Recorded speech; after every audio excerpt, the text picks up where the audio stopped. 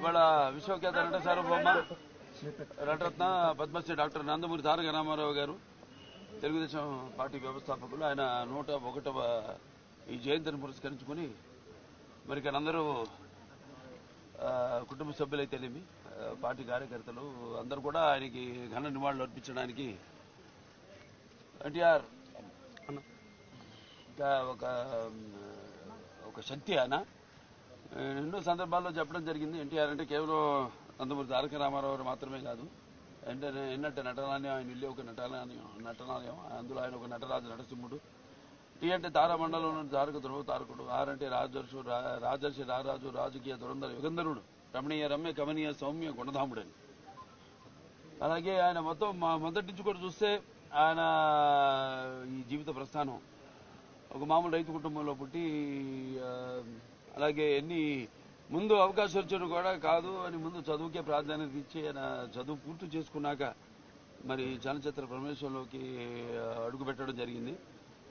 అదే ఇక ఆయన చలనచిత్ర రంగంలో ఆయన ప్రస్థానం గురించి వేరే చెప్పనవసరం లేదు. ఎన్టీఆర్ అంటే ఒక నటనకు నిర్వచనం, ఎన్టీఆర్ అంటే ఒక నవరసాలకు ఒక అలంకారం, ఎన్టీఆర్ అంటే నటనకు ఒక విశ్వవిద్యాలయం. తర్వాత ఆయన ఈ రాజకీయ రంగ చలనచిత్ర పరిశ్రమలో మకుటలేని మహారాజుగా ఉన్నప్పుడే ఆయన ఈ చలనచిత్ర పరిశ్రమ నుంచి నిష్క్రమించి ఇటు రాజకీయ రంగ ప్రస్థానం చేయడం జరిగింది. అలాగే ఆయన ఎన్టీఆర్ అంటే ఆ తర్వాత నవశకానికి ఒక ఆరంభ మంత్రం, ఎన్టీఆర్ అంటే ఒక నవజాతికి మార్గదర్శకం, అలాగే ఎన్టీఆర్ అంటే నానా జాతులకు దైవ సమానం.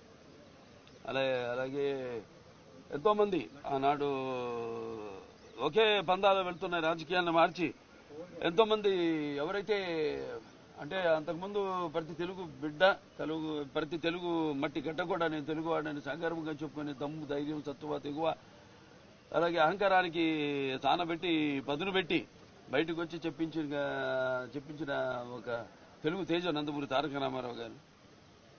అంటే ప్రతి తెలుగు బిడ్డ బొడ్డు ఉడక ముందే రాజకీయ చైతన్యం తీసుకొచ్చింది నందమూరి తారక రామారావు గారు. అలాగే అంతకుముందు ఎంతో మందికి రాజకీయాల మీద పెద్ద ఆసక్తి ఉండేది కాదు, అలాగే చాలా మందికి తెలిసేది కాదు అసలు రాజకీయాలు అంటే ఏంటో.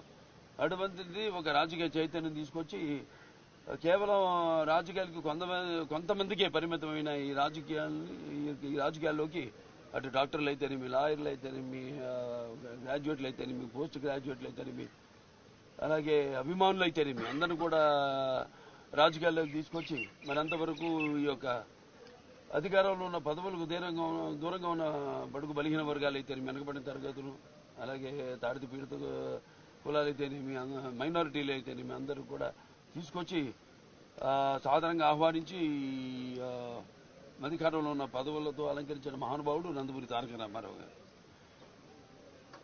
అలాగే ఆయన మరి రాజకీయ రంగంలోకి వచ్చాక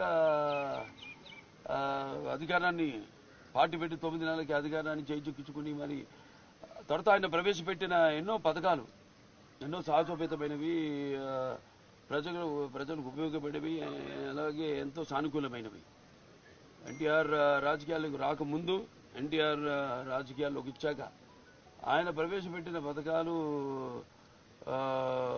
వాటిని ప్రవేశపెట్టి అమలు పరుస్తూ ముందుకు వెళ్ళడమే తప్పితే ఇప్పుడు ఉన్న పార్టీలకు మన రాష్ట్రంలోనే కాదు దేశంలో కూడా చూసినా మనం ఒక విప్లవాత్మకమైన సంస్కరణలు అయితేనేమి,